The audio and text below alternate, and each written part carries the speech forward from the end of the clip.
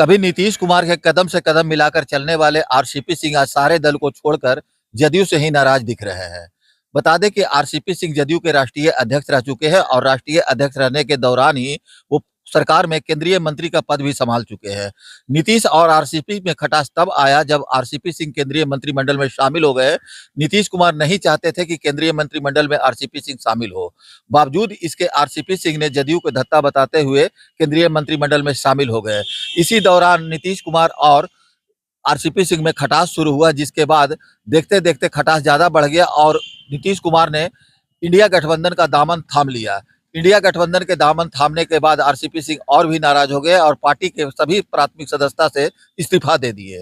इस्तीफा के बाद भाजपा में शामिल हुए, मगर राज्यसभा चुनाव में भाजपा की ओर से तरजीह नहीं दिया गया और ना ही उन्हें चुनाव लड़ने का मौका दिया गया, जिसके कारण वो भाजपा पार्टी को भी छोड़कर आप सबकी आवाज आशा पार्टी का गठन कर लिया।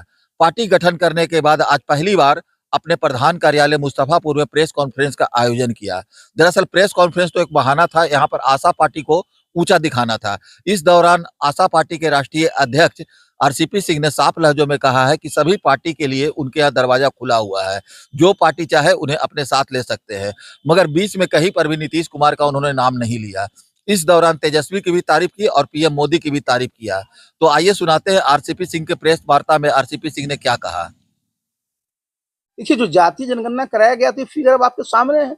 अब क्या कहा गया कि भाई जितनी जिसकी आबादी है उनके हिसाब से भागीदारी मिली, लेकिन ये मिलती नहीं है। तो भाई आप एमपी एमएलए तो बाद की बात है, सबसे पहले कम से कम जो पार्टियां हैं अपने संगठन में स्थान दे। और हमारा समझिए एक संकल्प है और हम लोग इसके लिए बिल्कुल तैयार हैं और हमने शुरुआत भी कर दिया है कि जितना संभव हो सके इस प्रकार के समाज हैं सबका जो है इसमें स्थान है। देखिए, ये बहुत ही समझिए गंभीर मुद्दा है। आज देखिए, किसान के बदौलत ही आज हमारा देश खाद्य सुरक्षा के मामले में आत्मनिर्भर। पहले क्या होता था, विदेशों से आपको अनाज मंगाना पड़ता था तब अपने लोगों को खाना खिला पाते थे। आज हमारे किसानों ने जो परिश्रम किया, हमारे वैज्ञानिकों ने जो रिसर्च किया, उसकी बदौलत हमारी पहचान हुई। देखिए, किसान लोग क्यों आंदोलित हुए? उनको लगता है, जो उनको लागत उसमें लगता है उत्पादन करने में, उत्पाद का जो उनका जो फसल का जो उत्पाद है, फसल की जो उपज है, उसका ठीक मूल्य नहीं मिल पाता। तो इसलिए वो जब किसान किसी बात को रखते हैं, वो हमारे अन्नदाता हैं, उनको आप वैसे इग्नोर नहीं कर सकते। उनकी बात को सुन कर करके उनके लिए काम करना चाहिए। और प्रधानमंत्री जी तो बार बार बोलते हैं और करना पड़ेगा।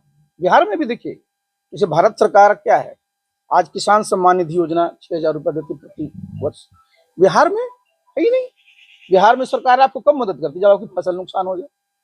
बिहार में भी प्रधानमंत्री किसान सम्मान निधि योजना के तर्ज पर यहाँ भी किसानों को मिलना चाहिए। और मेरी पार्टी, आपने अच्छा सवाल पूछ लिया, मेरी पार्टी इसके लिए प्रयास करेगी कि जितना केंद्र सरकार किसान सम्मान निधि योजना को देती है रकम बिहार में किसानों को, उतना राज्य सरकार को भी देना है। क्या तेजस्वी यादव बिहार के मुख्यमंत्री बन सकते हैं आने वाले? भाई हम तो देखिए कोई भविष्य करता नहीं है और उनकी पार्टी बहुत पुरानी पार्टी है और बिल्कुल मेन विपक्ष दल है। तो भाई सत्ता और विपक्ष तो चलता रहता है।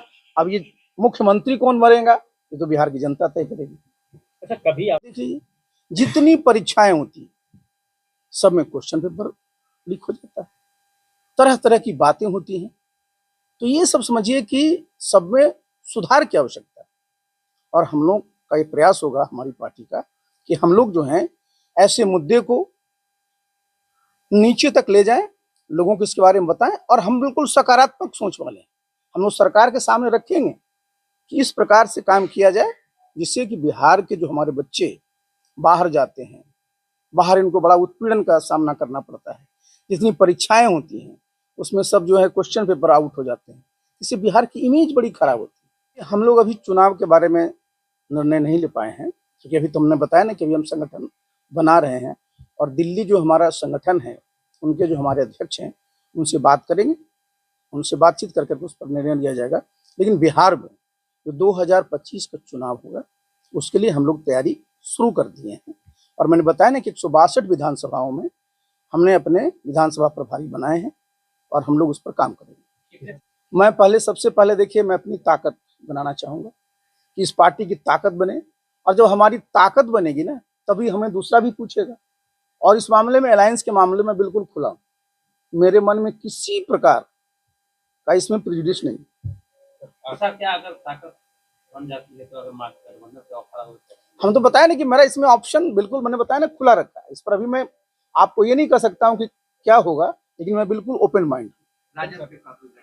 अरे मैंने बताया मैं तो ओपन माइंड है ना, तो हम देखेंगे ना कि भाई हमारा संगठन कितना मजबूत होता है, फिर हमको कौन समझते हैं कि इस लायक हैं कि इनसे गठबंधन किया जाए, तो हम लोग निर्णय लेंगे। आप नई पार्टी बनाए तो सबसे बड़ा मुद्दा